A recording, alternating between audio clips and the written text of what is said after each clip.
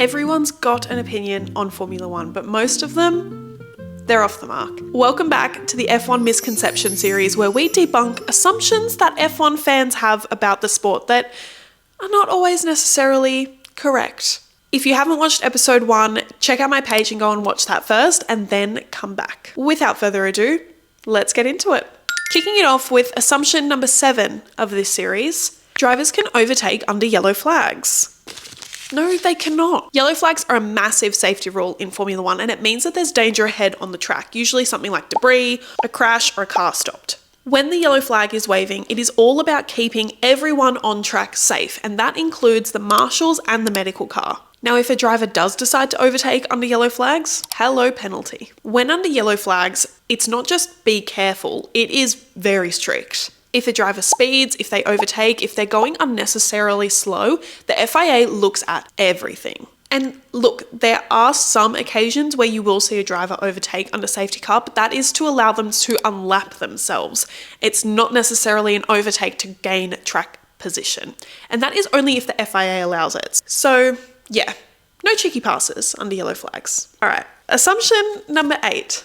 Wet tyres are slower than slicks. Okay, well, on a dry track, yes, wet tyres are slower than slicks. But on a wet track, slicks are like basically a death wish. So this one is a little bit interesting because it all depends on track conditions. So wet tyres have grooves that push the water away and they stop the drivers from aquaplaning. And well, that means grip. And grip means that you can actually go around the track without sliding into a wall. There are also 2 types of tyres that are used when it rains. There's intermediates, which have shallow grooves, and there's full wets, which have deeper grooves. And in those conditions, slicks would be slower, like significantly slower and more dangerous. So yeah, in the dry, wets are slower than slicks, but in the wet, wets are faster than slicks. Oh my God, I'm really struggling to breathe. Sorry, I'm like a little bit sick right now, so I'm kind of struggling to get through this, but we're going to keep pushing. Assumption number 9. The fastest pit stop is always the best. Well, fast doesn't always mean that it's the best. Like, yes, a 2-second tyre change is perfection. That's what everyone strives for. But speed isn't necessarily everything. A super fast pit stop is useless if the team puts on the wrong tyre for the conditions and the driver has to pit again a few laps later.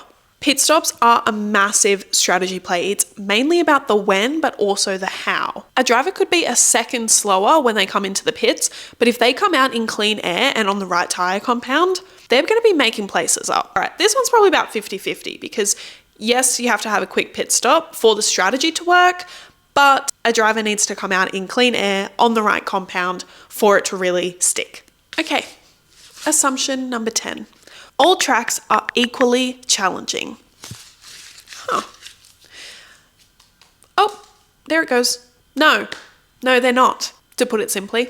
Each track is its own thing, and some are way more brutal than others. Street circuits like Monaco or Singapore, super tight, no room for error. High-speed tracks like Monza, flat out 90% of the time. Then there's the technical ones like Suzuka or Hungary, which are just a total workout for the drivers. So different tracks kind of test different skills with the driver. Precision, bravery, tyre management, even how well a car is set up for corners versus the straights. That's why you see some teams really crush it at one track and struggle in others. So you'll definitely see some similarities between the tracks, but no 2 tracks are created equal. All right, assumption number 11. F1 cars refuel during the race.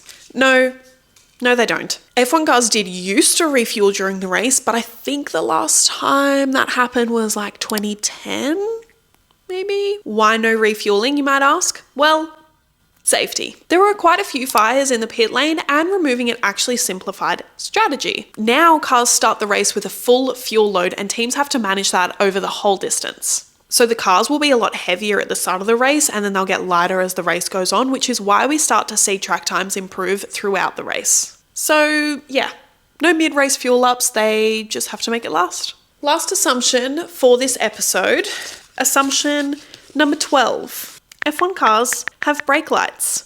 I was wondering when this one was going to come up. They do not. To everyone's surprise, they do not. This little red light on the back of the car isn't telling you that the driver is braking, it's actually a safety signal.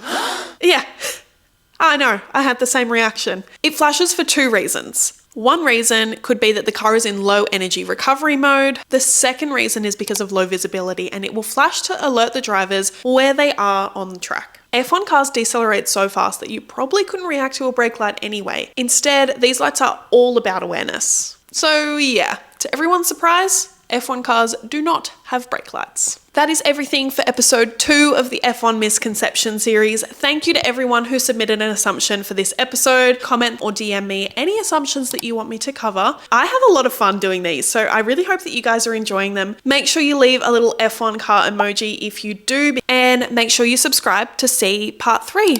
Who knows what we're going to go over yet? Because I don't. Anyway, I'll see you in the next one. Bye!